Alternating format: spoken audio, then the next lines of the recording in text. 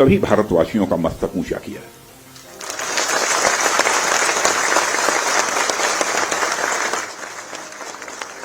इसलिए मैं चाहता हूं कि एक बार अपने स्थान पर खड़े हो जाएं और मैं नारे लगाऊंगा।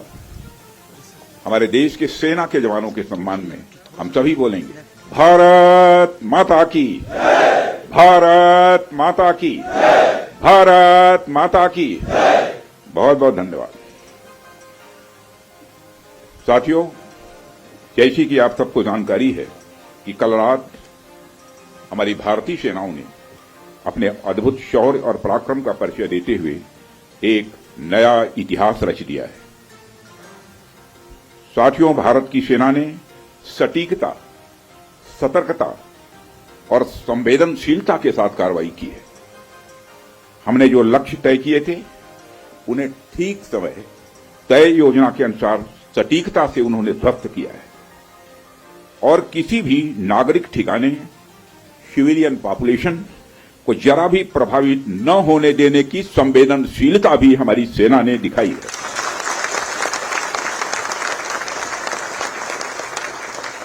यानी एक तरीके से देखा जाए तो हम कह सकते हैं एक तरीके की सटीकता, सतर्कता और मानवीयता यह हमारी भारत की सेना के जवानों ने दिखाई है। जिसके लिए मैं हमारे सेना के जवानों और अधिकारियों को पूरे देश की ओर से मैं साधुवाद देता हूं और सेना को संपूर्ण संबल प्रदान करने के लिए अपने प्रधानमंत्री माननीय नरेंद्र मोदी जी को भी मैं साधुवाद देता हूं।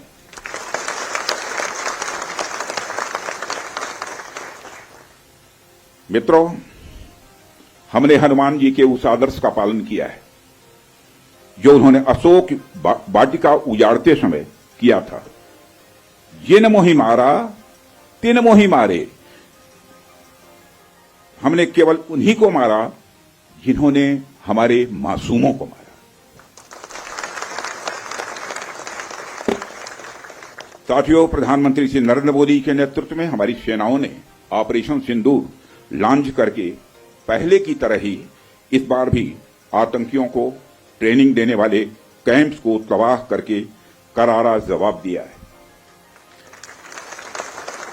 भारत ने अपनी सरजमी पर हुए हमले का जवाब देने के लिए अपने राइट टू रेस्पॉन्ड का इस्तेमाल किया है और हमारी यह कार्रवाई बेहद सोच समझकर सधे हुए तरीके से की गई है। आतंकियों के हौसले पस्त करने के उद्देश्य से यह कार्रवाई महज उनके कैंप्स और इंफ्रास्ट्रक्चर तक ही सीमित रखी गई है। मैं पुनः हमारे आर्म्ड फोर्सेस के शौर्य को मैं नमन करता हूं। साथियों, आज बॉर्डर रोड ऑर्गेनाइजेशन के 66वें फाउंडेशन डे पर आपके बीच उपस्थित होना मेरे लिए गौरव का विषय है और यह खुशी की बात है कि आज इस इंपॉर्टेंट डे पर बीआरओ द्वारा निर्मित 50 इंफ्रास्ट्रक्चर प्रोजेक्ट्स का उद्घाटन करने का अवसर भी हमें प्राप्त हो रहा है। मैं आप सभी का आभार व्यक्त करता हूं कि आपने मुझे यहां आमंत्रित किया है। साथियों, किसी भी संस्थान के लिए उसका फाउंडेशन डे यह बहुत ही महत्वपूर्ण हुआ करता है। वैसे भी 65 वर्षों की आपकी जो यात्रा रही है वो बेहद गौरवशाली रही है। इसलिए आज का दिन उस गौरवमयी यात्रा को याद करने का दिन है। इसके साथ साथ यह दिन ठहर कर सोचने का भी दिन होता है कि अपनी अब तक की यात्रा में हमने क्या क्या हासिल किया है और यह हमारी अब तक की कार्य प्रणाली का विश्लेषण करने का भी यह दिन है। साथ ही यह एनालिसिस करने का भी दिन है कि भविष्य में हमारी राह क्या होनी चाहिए। साथियों, मैं देख पा रहा हूं कि वीडियो कॉन्फ्रेंसिंग के माध्यम से देश के अलग अलग क्षेत्रों से हमारे कई साथी जुड़े हुए हैं। अक्सर हम उद्घाटन के अवसर पर बड़ी बड़ी संस्थाओं का और बड़ी बड़ी एजेंसीज का नाम तो लेते हैं, परंतु ऐसे कई कर्मयोगी हैं जो पर्दे के पीछे रहकर काम करते हैं। किसी प्रोजेक्ट को पूरा करने में उनका योगदान भी बेहद महत्वपूर्ण होता है। इसलिए मुझे लगता है कि आज का दिन उनके एक योगदान को एक्नॉलेज करने और एप्रिशिएट करने का भी दिन है। साथियों, आज जम्मू कश्मीर, लद्दाख, सिक्किम, मिजोरम, अरुणाचल प्रदेश, पश्चिम बंगाल और राजस्थान में कई प्रोजेक्ट्स का उद्घाटन हुआ है। कहने को तो ये हम सारे फिजिकल इंफ्रास्ट्रक्चर हैं, लेकिन मैं इन्हें सिर्फ फिजिकल इंफ्रास्ट्रक्चर ही नहीं समझता। हमें जो सड़कें दिखती हैं, जो पुल दिखते हैं, वह सिर्फ दो स्थानों को जोड़ने वाले नहीं होते, बल्कि वह लोगों के दिलों को जोड़ने वाले होते हैं। इन प्रोजेक्ट से राष्ट्रीय सुरक्षा को तो मजबूती मिलती ही है, साथ ही साथ यह प्रोजेक्ट इन सभी रीजन्स को इकोनॉमिक प्रॉस्पेरिटी को भी बढ़ावा देते हैं। ये तमाम प्रोजेक्ट इन क्षेत्रों में ट्रांसपोर्टेशन, टूरिज्म और इकोनॉमिक एक्टिविटी को बढ़ावा देंगे, जिससे निश्चित रूप से यहाँ के निवासियों की आय में वृद्धि होगी, उनकी क्वालिटी ऑफ लाइफ में भी इम्प्रूवमेंट होगा और इन क्षेत्रों में समृद्धि आएगी, यानी प्रॉस्पेरिटी आएगी। साथियों, मुझे बताया गया कि आज जिन इंफ्रा प्रोजेक्ट्स की शुरुआत की गई है, इनकी टोटल कॉस्ट लगभग 1900 करोड़ रुपए के आसपास की है।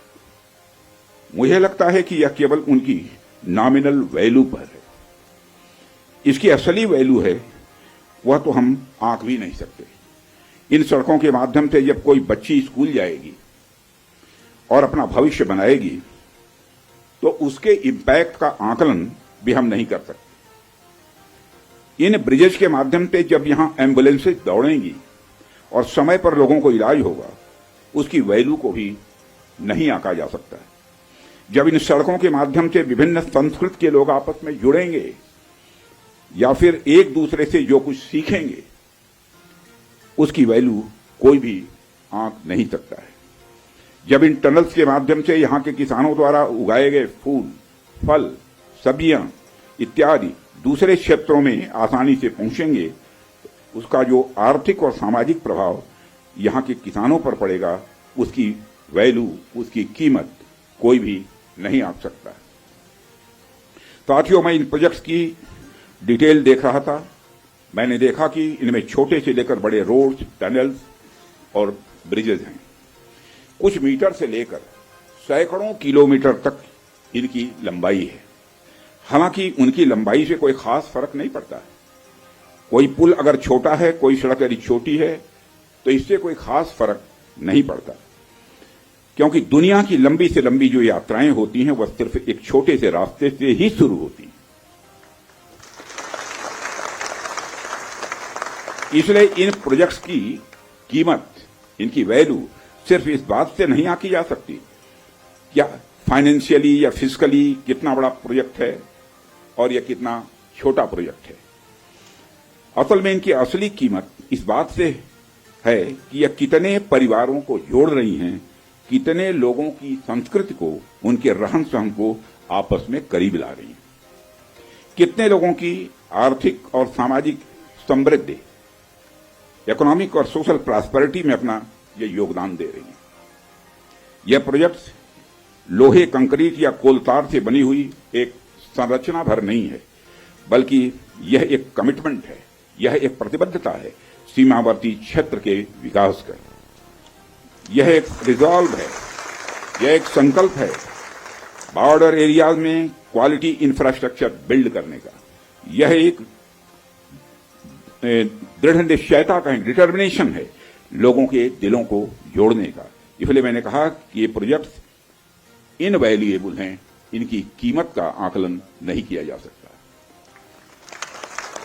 साथियों, प्राचीन काल से ही मार्ग मानव सभ्यता के विकास में बड़ी महत्वपूर्ण भूमिका निभाते आए हैं।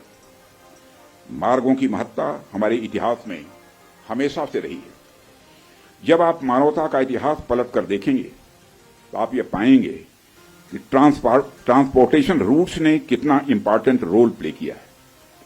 इतिहास बताते हैं कि सिविलाइजेशन थ्राइव हुई तो उसके पीछे रूट्स और राजमार्गों का बहुत बड़ा योगदान रहा है।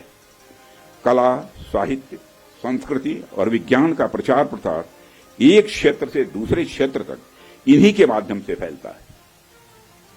यदि मैं भारत के संदर्भ में बात करूं तो मुझे यहां के दो इंपॉर्टेंट रूट्स के नाम स्वाभाविक रूप से याद आ रहे हैं। आप शायद उत्तरापथ और दक्षिणापथ के बारे में जानते होंगे या सुना होगा। उत्तरापथ और दक्षिणापथ हमारे इंडियन सब कॉन्टिनेंट के डिफरेंट रीजन्स को एक दूसरे से जोड़ने वाले धागे की तरह हैं। आप सोचिए, हजारों साल पहले जब संचार के इतने तेज साधन नहीं थे, तब आइडियाज और कल्चर, विचार और संस्कृति एक जगह से दूसरी जगह कैसे पहुंचते थे। पांड्य साम्राज्य का मोती और मदुरई का कपास आखिर मगध के पाटलिपुत्र में कैसे बहुत प्रसिद्ध हो गया। राजकुमार सिद्धार्थ से भगवान बने महात्मा बुद्ध की शिक्षा। अब भी मजा आएगा ना वीडियो। पेट दबा, रोग दबा, सबको पता, फिर तुझको नहीं क्यों।